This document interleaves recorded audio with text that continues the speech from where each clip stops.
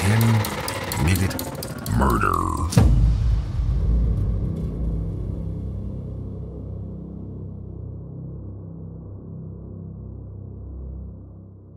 Slumped in the corner of an interrogation room, Josh Powell provides little information about the possible whereabouts of his wife and the mother of his children, reported missing 24 hours prior. By Josh's account, he'd taken their boys camping at midnight in the sub-zero Utah temperatures to make s'mores, leaving Susan behind. What Josh didn't know was that his 4-year-old son, with a detective across town, was telling a different story. After listing the family members who had gone camping, counting mom, dad, and brother, Charlie Powell changed the roll call when he asked who came back. Quote, "Mommy stayed where the crystals are."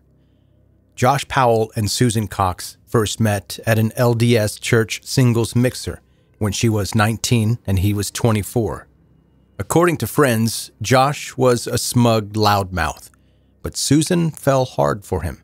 She liked the way he took charge of the conversation and was unusually charmed by Josh's devotion to his pet bird, a parrot named Trilly that he took everywhere. As kids, Susan and her sister lovingly mothered a pair of bonded parakeets. Smitten, they married only a few months later. And by they, I mean Josh and Susan, not the parakeets.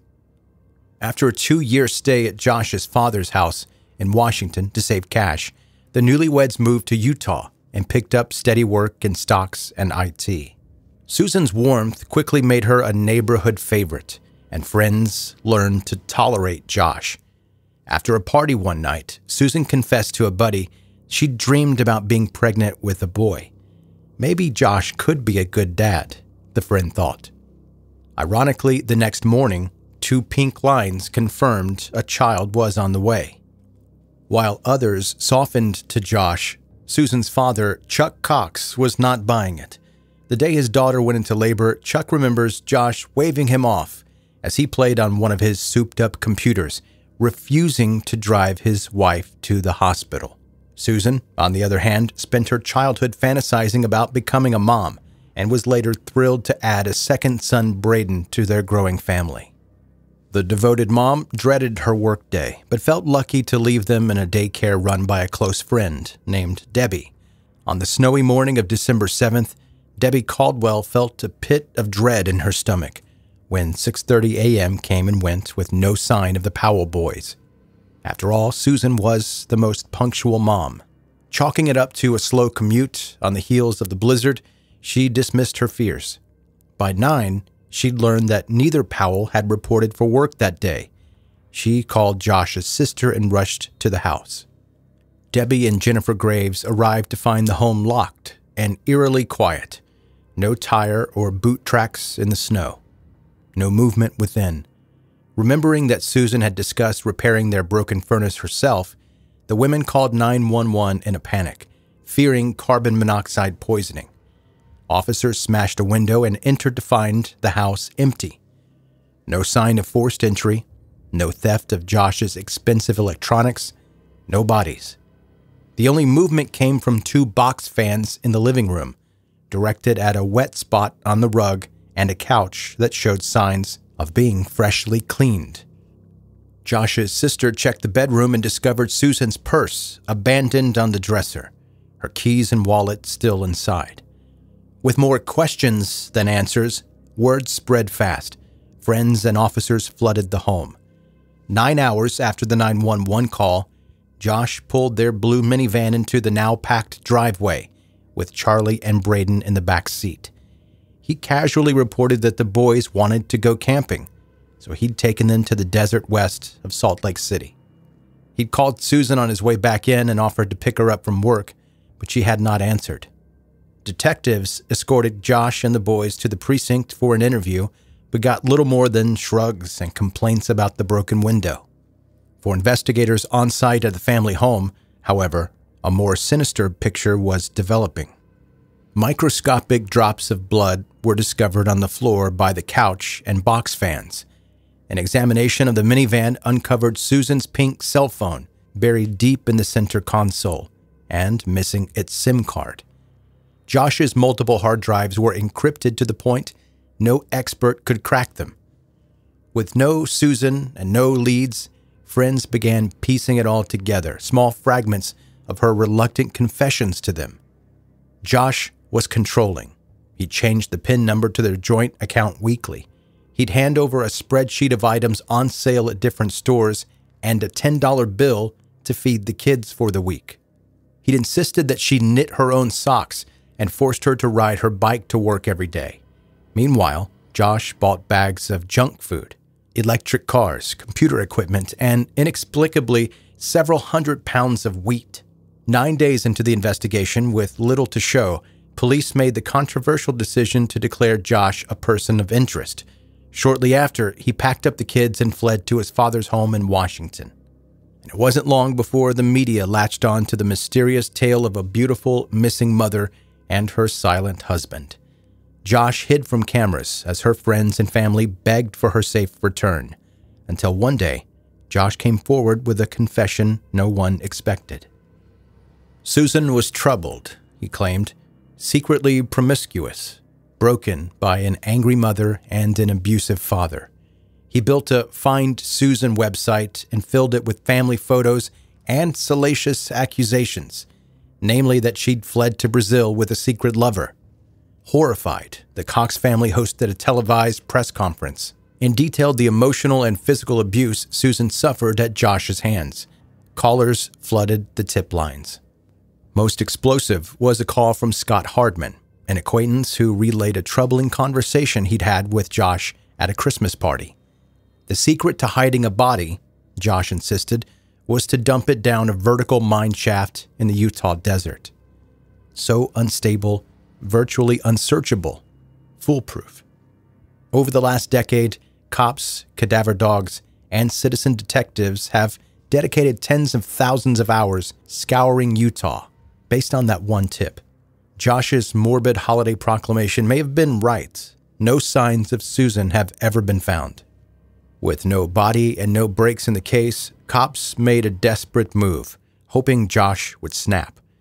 With animosity between Josh and his father-in-law worsening by the minute, police encouraged Chuck to host a honk and wave. Sure enough, as cameras rolled and Chuck held a sign with "Remember Me" emblazoned above Susan's photo, Josh and his father drove into the frame. A verbal altercation ensued, ending with Susan Powell boasting that he has proof of his daughter-in-law's instability at home in the form of her journals. That was just the slip police hoped for. They conducted a raid on Stephen's home and recovered boxes of personal diaries. Far more interesting, however, were the journals of Stephen himself. Pages and pages detailed how frequently he masturbated thinking about his daughter-in-law, how he worshipped her. A search of his closet revealed Ziploc baggies, labeled with dates and stuffed with her underwear, used cotton swabs, tampons. Thousands of photos, and many surveillance style, were mixed in with seductive magazine shots featuring Susan's head pasted on the model's body. Stephen couldn't be arrested for obsession, but the videos he'd recently taken of the underage neighbor girls bathing and using the toilet were a different story. Taken in on charges of child pornography and voyeurism, cops were sure he'd turn on his son. Stephen did not fold, but it gave the Cox family the ammo they needed to challenge Josh's custody of their grandchildren. A vicious court battle followed, hinging on disturbing details about Josh's violent childhood and the bombshell revelation that one of his PCs contained graphic pornography, featuring popular cartoon characters and incest fantasies. Pending results from a psychosexual evaluation, the judge limited Josh to supervised visitation. Days later, the boys raced into his home with their assigned social worker following behind. Josh stopped to make eye contact and smirked at the supervisor before slamming the door in her face, shouting to the boys about a surprise for them as he locked her out. The next sound was a child's scream. During the gut-wrenching 911 call that followed, the dispatcher dismissed the social worker's pleas for help as she listed off the address, gave Powell's estimated height, panicked as the smell of gas hit the air. Before hanging up, the operator told her deputies have to respond to emergency life-threatening situations first. Moments later, the home exploded, igniting an inferno that would push firefighters back for hours. While Josh could count on the silence of his father, the strength of his hard drive encryption, and the vast mysteries of the Utah desert, there were two liabilities he'd lost control of. He bashed Charlie and Braden repeatedly with the butt of an axe, drenched the house in gasoline, sat on the can, and lit the match. Josh burned alongside what could have become the most damning evidence of his crimes, his sons.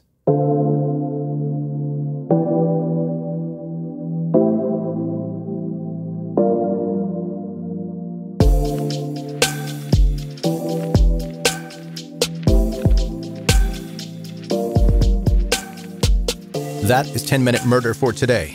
Brief and bingeable true crime. My name is Joe, I'm the host, and thank you for listening. If this is your first time listening to 10-Minute Murder, please subscribe now so that you can catch up on all the back episodes and never miss any of the new ones. Connect on social media, see the visuals of what we're talking about here in the podcast. And if you like this episode, please leave a rating and review on Apple or any place that's possible. Your positive feedback is very much appreciated. All things related to 10-Minute Murder, you can go to 10minutemurder.com. And I don't know if you could tell, but about halfway through that episode, I took a sip of water, and one moment before I'm young and free and living La Vida Loca, and the next, my body forgets how to be a person. I nearly drowned myself, and thank God it was just tap water from a glass and not from a bottle, because you know how the local news would have tried to make it cute, like death by Dasani. Which is embarrassing because then people would think that I drink Dasani. All right, and our quick question for today comes from Mark in Michigan. And by the way, why are these questions almost never about true crime? I mean, I'm not complaining, but it's kind of weird. Okay. Hey, Joe, what gives you the ick? And I'll tell you, Mark, it's pretty simple. Being called hun.